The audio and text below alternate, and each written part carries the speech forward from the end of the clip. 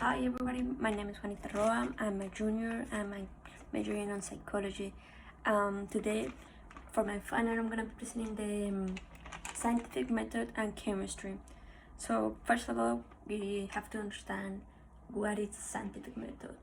So scientific method is a method that we usually use to get more knowledge and more understanding of what you are learning.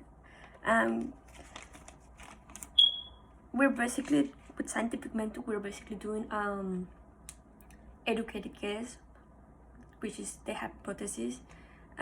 We go through a whole process to that leads to an experiment.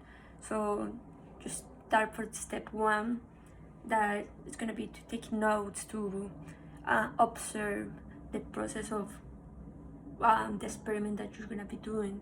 After that, you observe the experiment and you take notes of what it is about and what you're observing. And before getting to the end of the experiment, you're gonna create a educated guess or hypothesis, which is gonna lead you to create an assumption or of something that you think it's gonna happen. It's gonna open more your mind about things that you think might happen, and it's gonna give you more understanding of what you're doing and what's happening in front of you. So after that, you're gonna observe the end of the experiment and you're gonna be able to understand if the hypothesis that you create, if it's correct or not. So once we understand scientific method, it's gonna be easier for us to understand how it relates with chemistry or how it relates with anything we do in the daily basis. So chemistry, it's the science that deals with the composition and properties of substance and of the changes they do.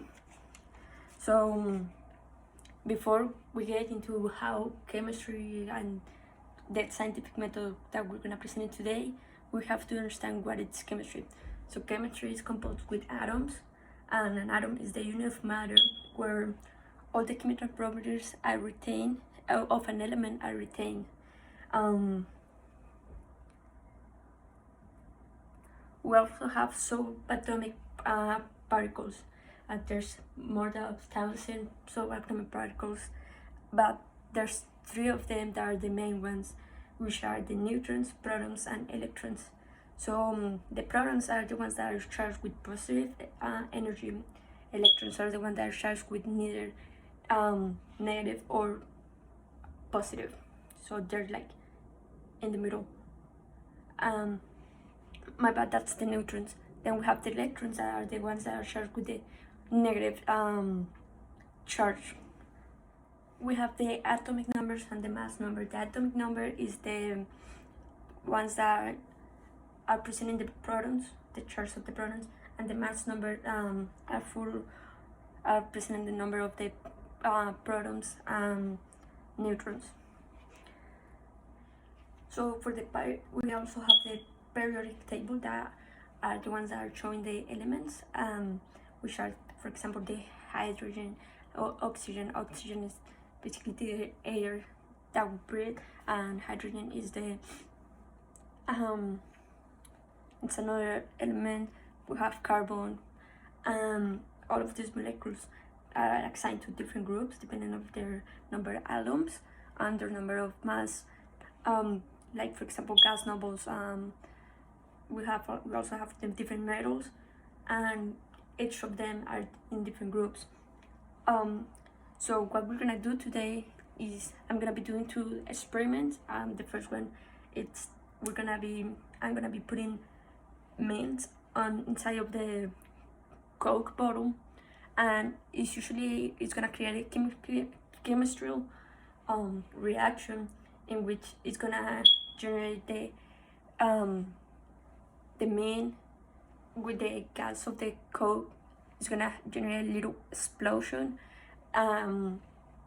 This experiment only works whenever the Coke or the soda has gas on it.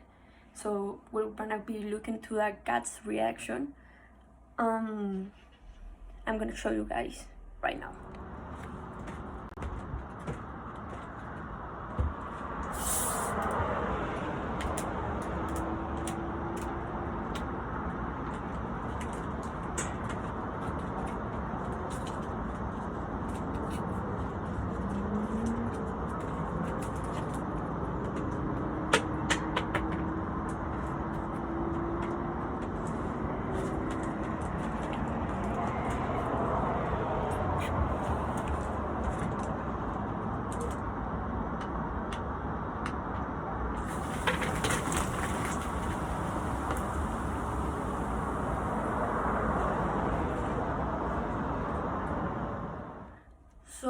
as we saw in the video, it's we saw a reaction, like I was saying earlier, in which the meat it's expelled from the container or from the bottle with the gas.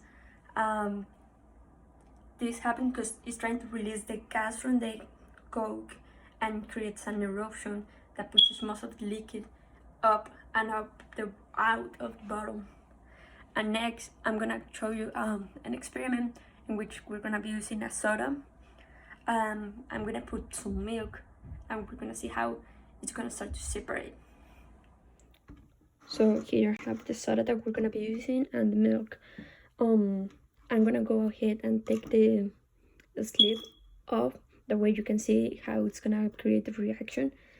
I'm gonna show you guys in a moment.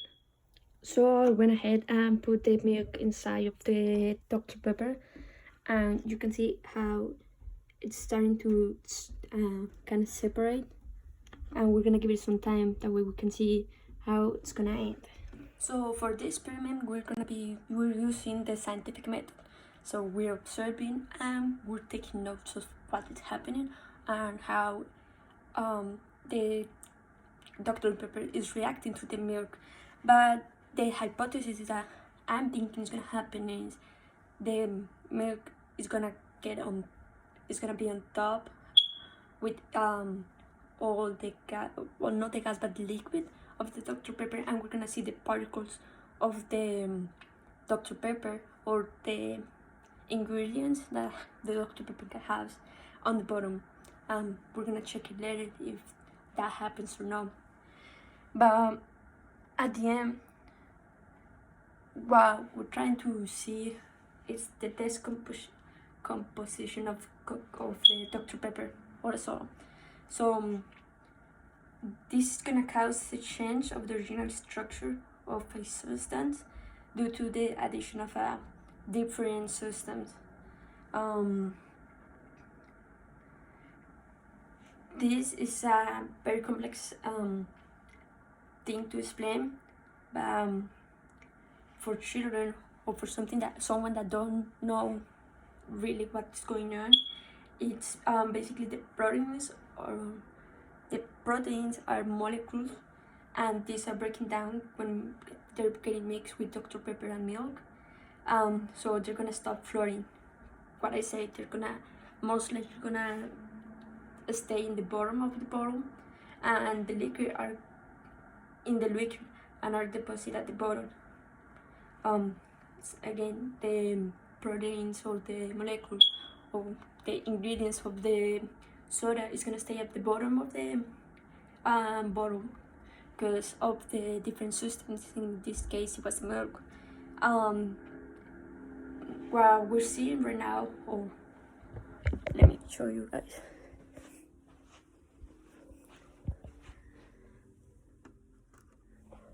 What we're seeing right now is how during this process the proteins are dragged to the caramel color, which is the color that is taking the bottle and of the drink, and that's why the Dr. Pepper at the end is gonna look more transparent.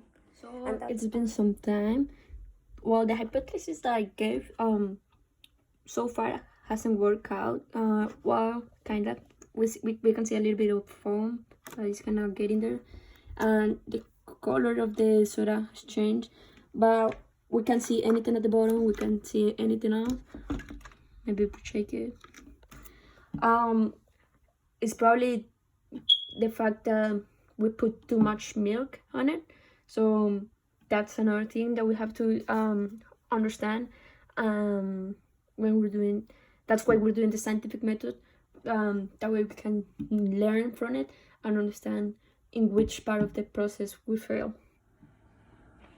And that's why most of the time with chemistry, it's one of the most basic ones to use scientific method, because including many of the topics, because it makes studying easier and constructive, and it makes understanding experiments or different process way easier, and gives you understanding of how you get a perspective and a kind of like a preview of an idea of what you're seeing and what actually is gonna happen. Thank you.